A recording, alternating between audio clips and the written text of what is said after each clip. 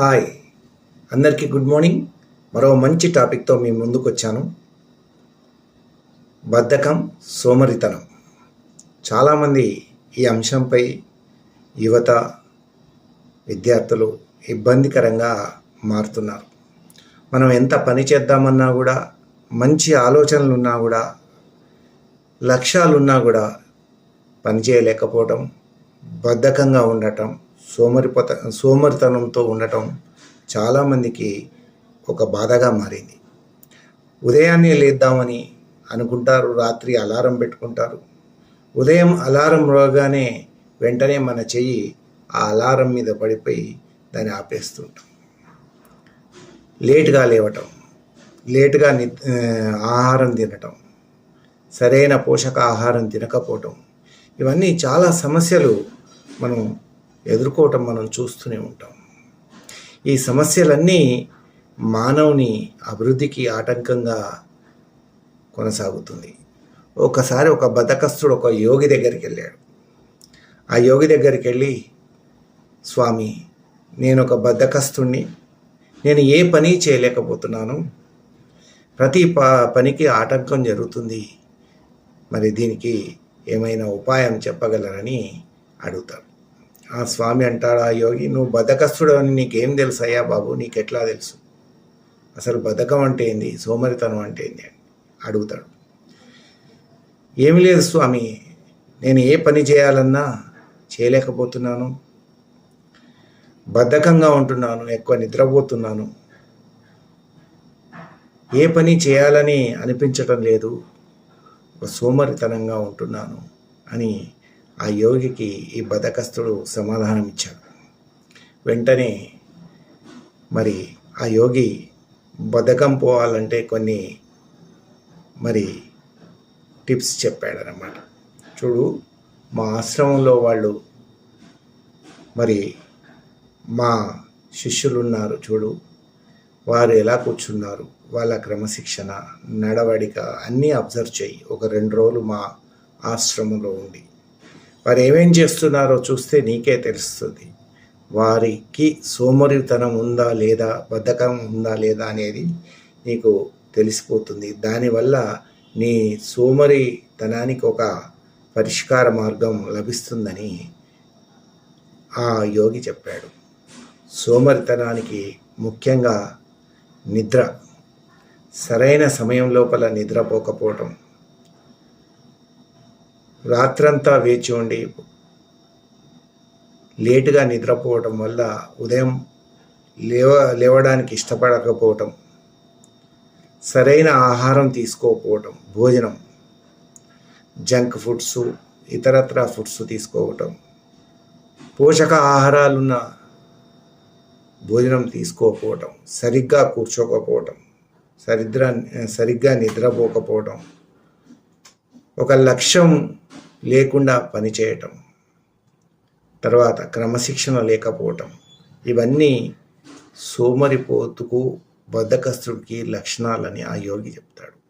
మరి వీటన్నిటికీ పరిష్కార మార్గాన్ని చెప్పమని ఆ బద్ధకస్తుడు అంటాడు. ముఖ్యంగా భోజనం, ప్రకృతికి సంబంధించిన ఆహార పదార్థాలు తింటూ దాని ద్వారా బద్ధకాన్ని పోగొట్టుకోవచ్చు. ఎప్పుడైతే మంచి ఆహారం తింటామో మన శరీరం కూడా స్పందన చాలా చక్కగా ఉంటుంది. దాని ద్వారా మన పనులు చక్కగా అవుతాయి, సోమరితనం పోతుంది, ఉదయాన్నే లేవచ్చు అని ఆ యోగి చెప్తాడు. అలాగే కూర్చోవటం, చూడు మా శిష్యులు ఎప్పుడూ పద్మాసనంలో కూర్చొని ఒక యోగిలాగా ధ్యానం చేస్తుంటారు. దానివల్ల కూర్చోవటం కూడా ఒక మంచి పద్ధతిలో కూర్చుంటే బద్ధకం పోతుంది. అదే మనం అటు ఇటు కూర్చొని మరి బద్ధకానికి లోను కావద్దని ఆ యోగి తెలియజేస్తాడు. అదేవిధంగా పడుకోవటం, సమయానికి పడుకోవటం, రాత్రి మరి లేటుగా పడుకోకపోవటం, టైం ప్రకారం పడుకోవటం, టైం ప్రకారం ఉదయాన్నే లేవటం, యోగా, ధ్యానం చేయటం, ఇవన్నీ బద్ధకం పోవడానికి మంచి ఉపయోగకారులని యోగి మరి ఆ బద్ధకస్తుడికి తెలియజేస్తాడు. అంతేకాదు, ఒక లక్ష్యంతో పనిచేయాలి, ఒక లక్ష్యం ఉండాలి. ఎడారిలో నీవు నీళ్లు దొరకకపోతే ఏం చేస్తావు అని అడిగాడు బద్ధకస్తుడు. నీళ్ళ కోసం మరి దూరానికి వెళ్తాను, దగ్గరలో ఉన్న గ్రామాలకు వెళ్తాను అని చెప్తాడు. అదేవిధంగా నీ లక్ష్య సాధనకు కూడా మరి నువ్వు అదేవిధంగా పనిచేయాలి. బద్ధకాన్ని పోగొట్టుకోవాలి, సోమరితనాన్ని పోగొట్టుకోవాలి. అంతేకాదు, లక్ష్యం చేసే పని కూడా అదే విధంగా ఉండాలి. నీ దగ్గర ఒక బంగారు నగలు ఒక యజమాని నీకు అప్పచెప్తే దాన్ని నువ్వు అడవి గుండా పోతుంటే ఒక దొంగ వెంబడిస్తే నువ్వు ఆ బంగారు నగలు భద్రంగా దాచుకుంటూ దాన్ని ఎక్కడ చేర్చాలోనే ఒక లక్ష్యంతో గనక పనిచేస్తే ఆ లక్ష్యం అనుసారంగా నువ్వు ఆ చేరవలసిన ఆ గమ్యానికి చేరుతావు, నీ లక్ష్యాన్ని పూర్తి చేసుకుంటావు. అంటే ఇక్కడ నీ లక్ష్య సాధన కూడా చాలా అవసరమని ఆ యోగి చెప్తాడు. అంతేకాదు, మీ స్నేహితులు, నీకు దగ్గరగా ఉండే బంధువులు ఎవరైనా సోమరిపోతులు ఉంటే వారితో చేసిన స్నేహం కూడా నీకు ప్రమాదకరంగా మారుతుంది. దానివల్ల కూడా నువ్వు సోమరితనాన్ని అలవాటు అవుతుంది. కాబట్టి సోమరిపోతూ బద్ధకస్తూ ఉన్న స్నేహితులను కూడా త్యజించాలని ఆ యోగి తెలియజేస్తాడు. అంతేకాకుండా చాలామంది పనులను వాయిదా వేస్తుంటారు. సోమరితనం వల్ల ఇవాళ చేసే పని రేపటికి వాయిదా వేస్తుంటారు. అలా వేయటం వల్ల సోమరితనం పెరుగుతుంది. దానివల్ల ఆ పని చేయాలనుకున్నా చేయలేరు. కాబట్టి ఏ రోజు పని ఆ రోజే చేయాలని యోగి ఆ బద్ధకస్తుడికి తెలియజేస్తారు.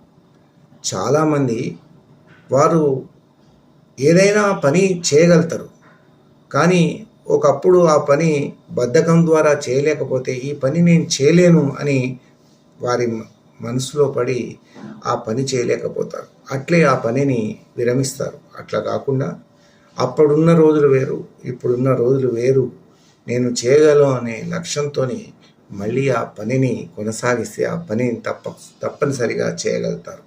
ఈ విధంగా మరి ఆ యోగి ఈ బద్ధకస్తుడికి బోధనలు చేసి పంపిస్తాడు. చూడండి ఫ్రెండ్స్, మనం కూడా మరి సోమరిపోతూ బద్ధకస్తులు ఉన్నవారికి మనం తెలియజేయాలి ఏంటంటే, ఇది ఒక శారీరక మానసిక లక్షణం. దీన్ని మనం పారద్రోలాలంటే మన చేతుల్లోనే ఉంది. ఉదయం లేవటం, సరిగ్గా కూర్చోవటం, సరైన నిద్ర, పోషకాహారాలు గల మరి ఆహార పదార్థాలు తినటం, ఏ రోజు పని ఆ రోజు చేయటం, లక్ష్య సాధన, క్రమశిక్షణ, లక్ష్యంతో పని చేయటం, ఇవన్నీ మరి మనకు గనక ఉంటే, మన పిల్లలకు విద్యార్థులకు గనక ఉంటే తప్పనిసరిగా సోమరితనం పోతుంది. సోమరితనం ఎప్పుడూ పనికి ఇష్టపడదు, పని చేయాలని దానికి అనిపించదు. సోమరితనం ఎక్కువగా నిద్రను కోరుతుంది. చాలామంది రాత్రిపూట నిద్రను ఇష్టపడరు, మధ్యాహ్నం పూట నిద్రను ఇష్టపడతారు. కాబట్టి సోమరితనాన్ని విడనాడి మనం ఆ యోగి చెప్పిన మరి పరిష్కార మార్గాలను అనుసరించి మన జీవితాన్ని ఒక లక్ష్య సాధనకు, సోమరితనం తర్వాత మరి బద్ధకాన్ని పోగొట్టుకునేలాగా వ్యవహరిస్తూ మంచి జీవనం నడపాలని కోరుకుంటూ, ఈ వీడియో మీకు నచ్చితే లైక్ చేయండి, షేర్ చేయండి, సబ్స్క్రైబ్ చేయండి. ధన్యవాదాలు.